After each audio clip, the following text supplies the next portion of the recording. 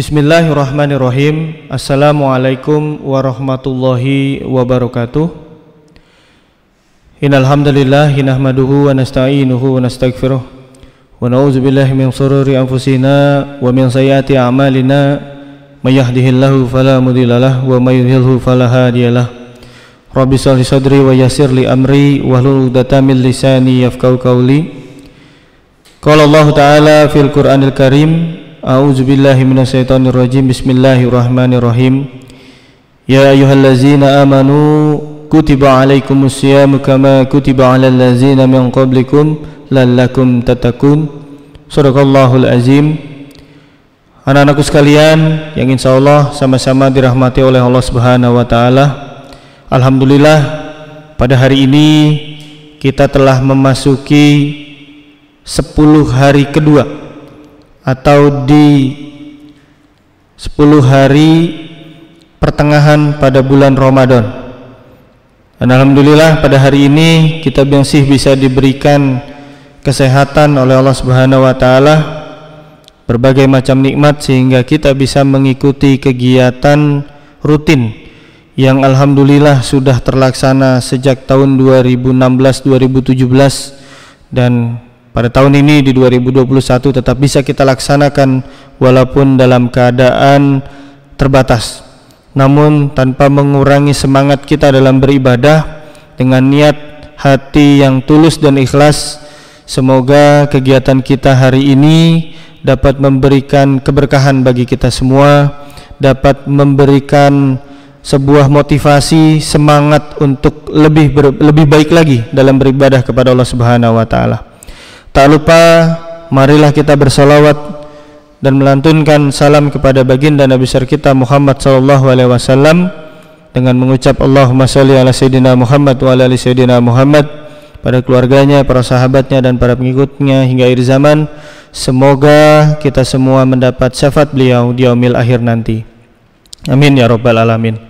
Anak-anakku sekalian, alhamdulillah tanpa terasa Ramadan telah memasuki fase 10 hari kedua. Di 10 hari pertama adalah cobaan bagi kita. Biasanya masih berat untuk kita melaksanakan ibadah, karena di hari-hari pertama itu adalah hari transisi, fase dimana kemarin kita biasanya siang kita bisa makan, tapi sekarang kita tidak bisa makan. Kegiatan kita dibatasi, aktivitas kita sedikit terbatas, namun dengan tetap ada tantangan yang diberikan oleh Allah Subhanahu wa taala, yaitu berupa pahala yang berlipat ganda apabila kita melaksanakan ibadah-ibadah, apalagi ibadah yang wajib dan yang sunnah. Nah, pada kesempatan kali ini saya ingin memberikan inspirasi sedikit, motivasi kepada anak-anakku sekalian, tanpa bermaksud merasa bahwa sayalah yang sudah paling hebat, saya yang paling benar, ataupun ibadah saya sudah baik, tetapi ini juga merefleksikan diri kepada diri saya sendiri untuk berbuat menjadi lebih baik lagi, dan kepada anak-anakku sekalian yang hari ini hadir pada media virtual kali ini. Ramadan kali ini terasa sangat berbeda karena kita sudah memasuki pada tahun kedua Ramadan dalam pandemi COVID-19.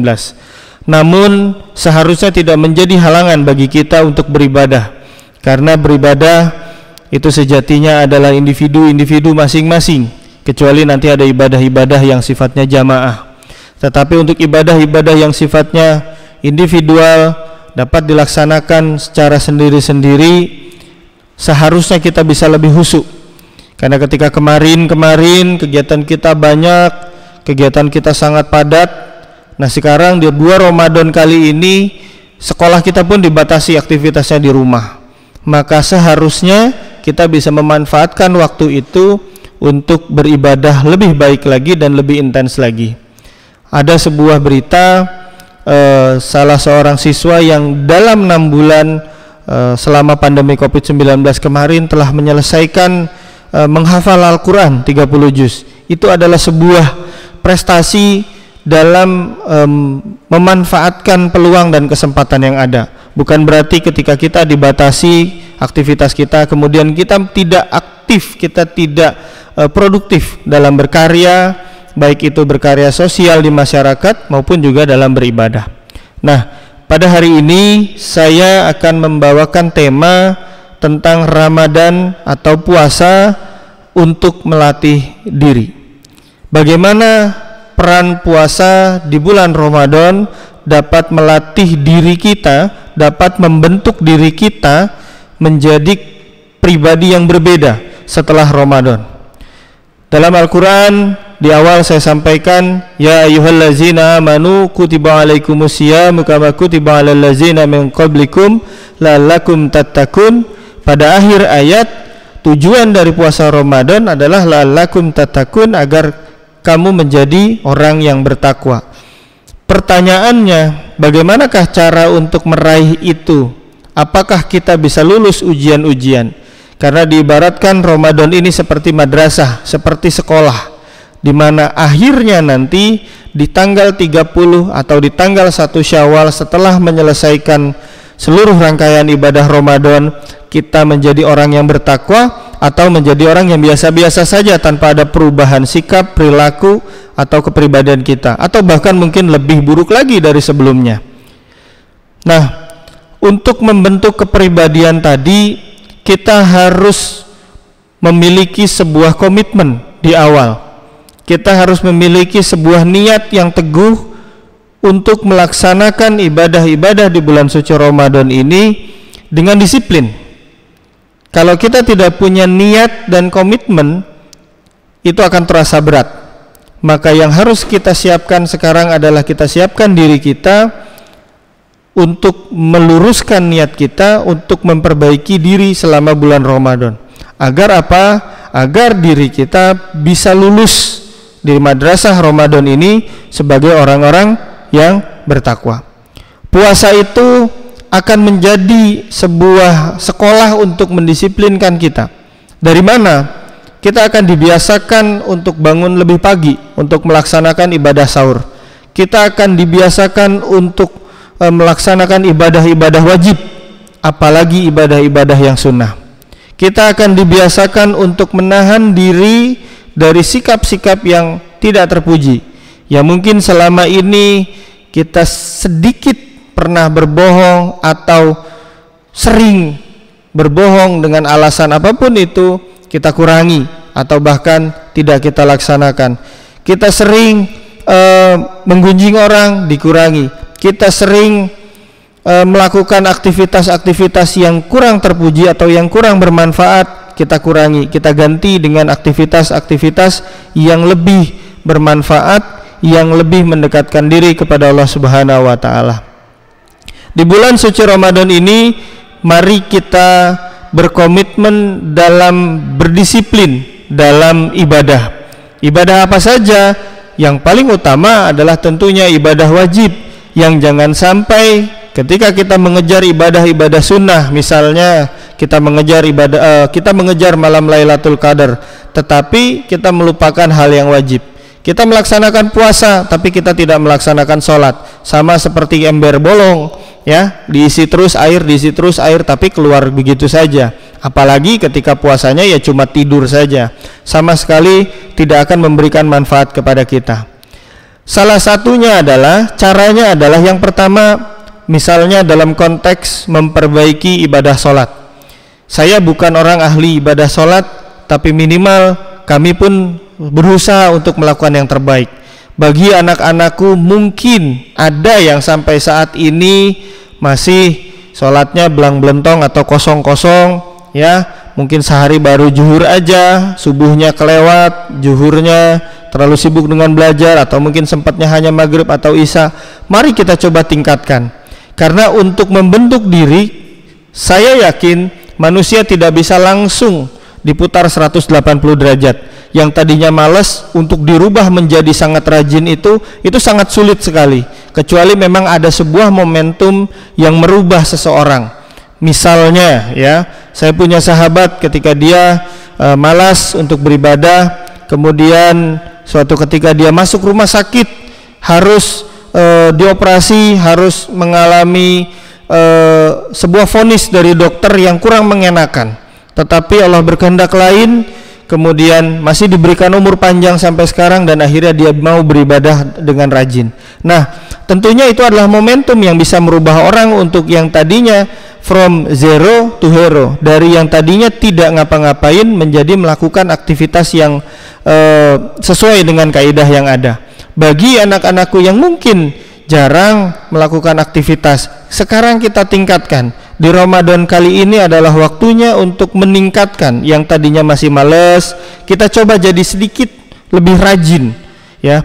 Misalnya pasang timer di handphone untuk melaksanakan, oke, sekarang sudah waktunya zuhur, langsung tunaikan zuhur. Yang tadinya sudah rajin melaksanakan 5 waktu, namun mungkin masih di rumah, masih di sekolah, atau masih tidak berjamaah, di-upgrade. Kita biasakan untuk di musola, kita biasakan untuk di masjid, dilaksanakan secara berjamaah dan dilaksanakan di awal waktu. Yang tadinya mungkin sudah seperti itu, sudah sehari-hari, Pak, saya sudah sering ke masjid, setiap kali zuhur saya sudah ada di masjid. Kita upgrade lagi. Dengan cara apa? Menambah dengan sholat-sholat sunnah, diantaranya sholat sunnah tahiyatul masjid, kemudian sholat sunat rawatib, dan menghusukkan diri kepada bacaan-bacaan sholat tadi. Jadi kita lihat adik-adik sekalian berada di posisi yang mana. Saya yakin tidak akan mungkin ketika yang jarang kemudian harus menjadi langsung ke paling atas, nggak bisa juga. Silakan step by step, lakukan sesuai dengan kemampuan kalian dan sesuai dengan komitmen kalian secara berjenjang. Apa yang sudah kalian kerjakan kemarin, kita perbaiki di Ramadan kali ini. Yang sudah baik nanti di Ramadan tahun ini, kita akan perbaiki di bulan Ramadan di tahun-tahun selanjutnya. Selanjutnya, untuk kegiatan, misalnya kegiatan tadarus Al-Quran, ya. Saya memahami, saya juga tahu bahwa di antara kalian bahkan masih ada yang belum bisa membaca Al-Quran, masih ada yang membacanya Iqra, entah itu Iqra 1 sampai dengan Iqra 6. Nah, di bulan suci Ramadan ini, mari kita bentuk diri kita untuk mengupgrade lagi, ya. Kalau tadi kita mengupgrade waktu wajib, waktu ibadah sholat wajibnya, nah sekarang kita coba upgrade diri kita. Yang tadinya misalnya kita tidak pernah sedikit pun pegang Al-Quran, atau mungkin pegang Al-Qurannya cuma di setiap pagi, ya. Sekarang kita upgrade, minimal setiap sholat selesai baca 2-3 ayat atau mungkin 1 halaman. Jangan langsung ketika Anda tidak bisa baca Al-Quran langsung bikin target, saya harus hatam Quran selama Ramadan, pasti berat. Tapi kalau yang sudah terbiasa, baru upgrade-nya ke situ. Bagi yang jarang-jarang baca, minimal kita berkomitmen, bismillah, saya mau selama Ramadan ini saya akan berkomitmen minimal setiap habis sholat saya baca 1 ain misalnya, ya. Kalau yang tadinya tidak pernah baca Al-Quran, ya. Atau misalnya, Pak, saya sudah rajin, setiap pagi saya ikut tadarus di sekolah, di-upgrade, ya. Mungkin 1 hari dicoba untuk menyelesaikan 1 juz misalnya, ya. Dengan cara bagaimana?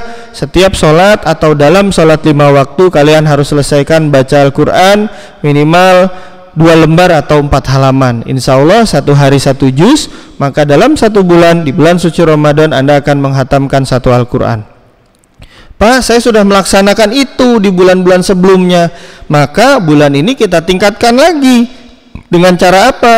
Mungkin kalau tadinya selama bulan biasa di luar Ramadan adik-adik telah melaksanakan tadarus Al-Quran 1 day 1 juz, mungkin sekarang ditingkatkan menjadi 1 day 2 juz atau 3 juz gitu, sehingga dalam 1 bulan Anda bisa menyelesaikan 2 kali hataman Quran atau 3 kali. Atau ditingkatkan lagi, yang tadinya hanya membaca kini menjadi menghafal, ya. Ditarget misalnya 1 day 1 ayah, 1 hari kita targetkan hafalkan Al-Quran 1 hari 1 ayat misalnya. Itu juga tidak apa-apa. Jadi ada sebuah pencapaian dari yang tadinya tidak pernah baca Al-Quran, minimal sehari itu membaca 1 ain misalnya. Dari yang tadinya 1 hari itu biasanya cuma 1 ain, kita upgrade lagi menjadi 1 hari 1 lembar atau 1 hari 1 juz dan seterusnya. Dan kalau sudah menghafal ayatnya atau potongan ayatnya yang dalam bahasa Arab, kita upgrade lagi kita hafalkan ayat-ayat tersebut dalam terjemahan. Kalau sudah lagi bisa kita hafalkan hadis-hadis dan lain sebagainya. Jadi ada sebuah perubahan. Mulainya dari mana? Kita lihat diri kita, adanya di mana. Oh, saya selama bulan Sya'ban dan bulan Rajab saya sudah mengamalkan minimal 1 hari 1 juz, di-upgrade. Tapi kalau misalnya selama ini, wah Pak, saya nggak bisa baca Al-Quran sama sekali, minimal lulus dari bulan Ramadan kalian menjadi orang yang bisa membaca Al-Quran. Atau minimal ketika bulan Sya'ban, bulan Rajab kemarin masih Iqra 4 atau Iqra 5, nggak apa-apa, diselesaikan, dikebut terus, belajar lagi sampai dengan nanti Anda hatam Iqra atau selesai dan bisa baca Al-Quran. Ya, jangan sampai 30 hari ini terlewat sia-sia, tidak ada satupun ayat yang kita pernah baca. Ya, itulah yang menjadi kerugian besar bagi orang-orang yang hanya melewatkan Ramadan hanya dengan puasa. Ya, selanjutnya selain tadi 2 ibadah itu, kita juga laksanakan ibadah-ibadah lain seperti sholat sunat, sholat malam, ada tarawih, kita juga bisa melaksanakan sholat tahajud, kita juga bisa melaksanakan sedekah, zikir, berdakwah. Bahkan mungkin dulu bagi yang berpunya atau memiliki harta lebih, banyak yang melaksanakan umroh. Tapi dalam 2 tahun ini memang karena pandemi COVID-19 kita terbatas. Ya, sedekah yang ringan-ringan saja. Misalnya kita nggak punya duit, kita bisa sedekah dengan cara berbuat baik, dengan senyum saja itu juga sudah sedekah. Dengan membantu saudara yang kesulitan, dengan misalnya membantu membersihkan masjid atau menyiapkan karpet sejadah di masjid, itu pun sudah sedekah dengan tenaga. Minimal ada sebuah perubahan dari diri kita sehingga ketika kita nanti lulus kita sudah bisa melaksanakan kegiatan ibadah dengan lebih baik lagi. Jangan sampai 1 malam pun minimal kita terlewat sholat sunnah malam. Ya, jangan sampai sesibuk apapun kegiatan kalian, jangan sampai ini buka puasa bersama rajin ke mall sini, ke mall sana, ke kafe sini, kafe sana, ikut. Setelah selesai pulang jam 9 malam, minimal laksanakan 2 rakaat aja minimal. Siapa tahu 2 rakaat yang kita kerjakan sholat tarawih malam ini, ya, itu adalah malam Lailatul Qadar. Wallahu alam, kita nggak pernah tahu. Kita mungkin melaksanakan 100 rakaat di 1 malam tapi sisanya nggak pernah, ya belum tentu itu kita dapatkan Lailatul Qadar. Tapi siapa tahu malam ini yang kita kerjakan walaupun hanya 2, 4, 6, 8 atau mungkin cuma 8 ditambah 3 atau mungkin menggunakan yang 20 ditambah 3 witir. Siapa tahu malam ini yang kita mendapatkan Lailatul Qadar. Kita tidak akan pernah tahu adanya di mana. Wallahu a'lam bishawab.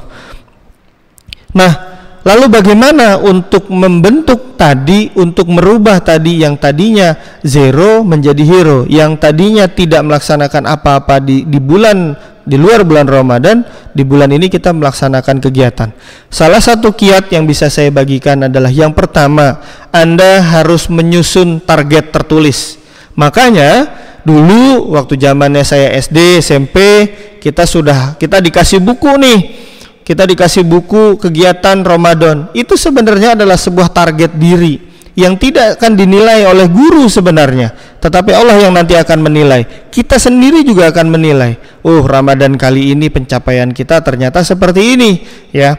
Sayang sekali memang di bulan-bulan ini, di Ramadan beberapa tahun ini kebiasaan itu sudah tidak terjadi. Tapi diharapkan ya kalian bisa buat sendiri target di rumah. Misalnya saya mau target bulan ini saya mau hatam Al-Quran 1 kali misalnya, itu target. Ya, saya mau hatamkan Quran 3 kali.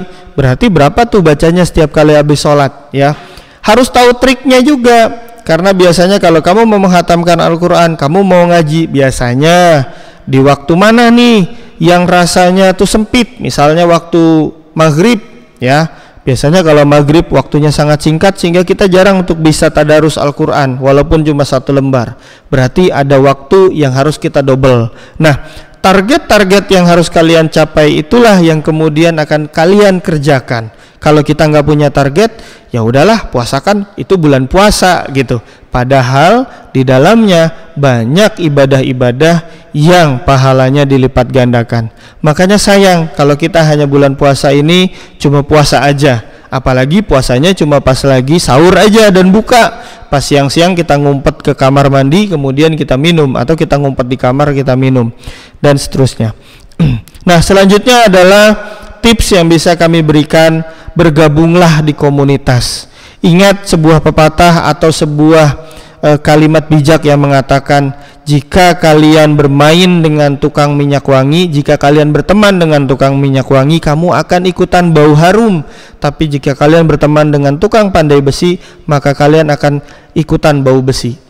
Bukan berarti tidak boleh untuk berteman dengan pandai besi, boleh. Tetapi di sini maknanya adalah kamu bergaul dengan siapa, itu yang akan membentuk juga kepribadian kamu. Maka kalau kamu mau memiliki sebuah komitmen yang tadi sudah kita buat tadi, mau kita laksanakan, bergabunglah dengan komunitas. Misalnya kalau di sekolah ada ekstrakurikuler rohis, misalnya kalian ikut kegiatan atau program-program pesantren Ramadan yang biasanya ada dilaksanakan di masjid-masjid misalnya. Tapi kalau kita sendiri biasanya nggak ada yang kasih semangat. Carilah teman yang bisa membimbing kalian ke arah kebaikan, bukan teman yang akan membiarkan kalian di saat kalian melakukan kesalahan. Teman yang baik itu teman yang mengingatkan kalau kamu salah. Coba sekali lakukan kesalahan, kalau dia meninggalkan kamu, itu berarti bukan teman. Tapi kalau dia tetap bertahan dengan kamu, itu namanya teman. Dia setia bersama kamu ketika kamu melakukan salah, dan dia mengingatkan kamu untuk melakukan kebaikan. Fungsinya apa juga yang lain? Semangat. Kita melakukan ibadah sendiri, kadang-kadang kita nggak bersemangat. Kalau ada teman, biasanya bisa lebih bersemangat, bahkan bisa mengoreksi. Syukur-syukur teman itu lebih baik lagi. Misalnya kamu mau berlatih untuk menghafal Quran, cari teman yang udah hafalannya bagus, sering-sering melakukan murojaah kepada dia. Hari ini setoran 1 ayat, 2 ayat, 3 ayat, nggak apa-apa, tutor sebaya. Mungkin kalau dengan guru malu, tapi kalau dengan teman biasanya kalian akan terbuka. Silakan cari komunitas, cari kelompok yang akan membawamu ke arah kebaikan, bukan kelompok yang ngajakin kamu untuk kalau siang-siang nonton di mall, kemudian beli popcorn, masukin ke tas, makan di dalamnya. Bukan kelompok yang ngajakin buka bersama 30 hari Ramadan, 30 hari ikut buka bersama. Mana kegiatannya? Ke masjid lupa, taraweh lupa. Minimal kalau kamu nggak taraweh di masjid, minimal di rumah. Karena siapa tahu kalau ada aktivitas, laksanakan di rumah sendiri, atau mungkin masih sempat di masjid, laksanakan di masjid, ya. Ingat, kembali pilih komunitas, sahabat, teman yang bisa membimbing kita ke arah yang baik, ya. Hati-hati, makanya jangan sampai salah memilih teman. Yang ketiga, yang terakhir, kiat dari saya adalah hindari hal-hal yang menggoda kita untuk tidak melakukan kebaikan atau menggoda kita untuk lalai. Contoh misalnya, selama ini kita rajin pegang handphone, main HP, main game misalnya, simpen dulu handphonenya, karena itulah yang bisa menggoda kita. Saya terinspirasi dari salah satu alumni kalian, alumni kita, Karintik. Kenapa Karintik bisa lulus masuk perguruan tinggi negeri dengan jalur beasiswa gratis tanpa biaya sepeser pun? Karena salah satu trik yang dia sampaikan adalah buang jauh-jauh, hindari hal-hal yang bisa menggoda kalian dari belajar. Maka untuk ibadah di bulan Ramadan ini, saya kira itu juga salah satu kiat yang baik. Semakin kita dekat dengan handphone, maka belum tentu kita akan dekat dengan Al-Quran, ya. Silakan kita introspeksi diri. Berapa jam kita kuat nonton drakor? Berapa jam kita kuat nonton film? Berapa jam kita kuat main handphone? Tetapi baca Al-Quran baru 2 halaman kita pasti sudah ngantuk, baru 1 halaman sudah ngantuk, ya. Mari kita refleksikan diri. Saya pun bukan yang terbaik, saya pun belum melakukan hal-hal yang terbaik, tapi minimal Ramadan ini mari kita sama-sama untuk melakukan kebaikan. Hari ini harus lebih baik dari hari esok, dan hari esok harus kembali lebih baik, dan seterusnya.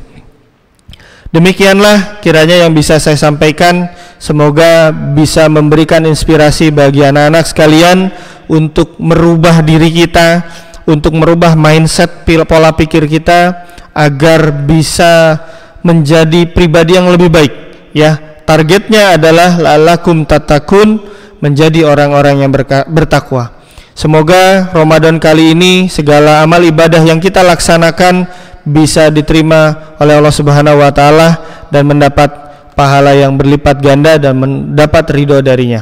Jangan lupa sebelum berakhir Ramadan untuk kita tutup dengan salah satu ibadah yang wajib juga, yaitu tunaikan zakat fitrah. Untuk anak-anakku di SMK Kesehatan Prima Indonesia, saya mengundang untuk dapat menyalurkan zakat fitrahnya di masjid sebelah. Di sekolah kita sudah ada masjid, yaitu Masjid Ali. Saya mengajak untuk dapat membayarkan uang zakat fitrahnya di Masjid Ali, sehingga kita bisa memberikan manfaat kepada lingkungan di sekitar SMK Kesehatan Prima Indonesia. Terima kasih banyak, kurang lebihnya mohon maaf dari saya. Segala kekurangan ada dari saya karena saya sebagai manusia biasa. Jika ada salah, boleh saya dikoreksi untuk langsung via WhatsApp atau via email. Jika ada pertanyaan juga silahkan untuk disampaikan via email, via WhatsApp ke nomor handphone saya. Terima kasih banyak, kurang lebihnya mohon maaf. Wassalamualaikum warahmatullahi wabarakatuh.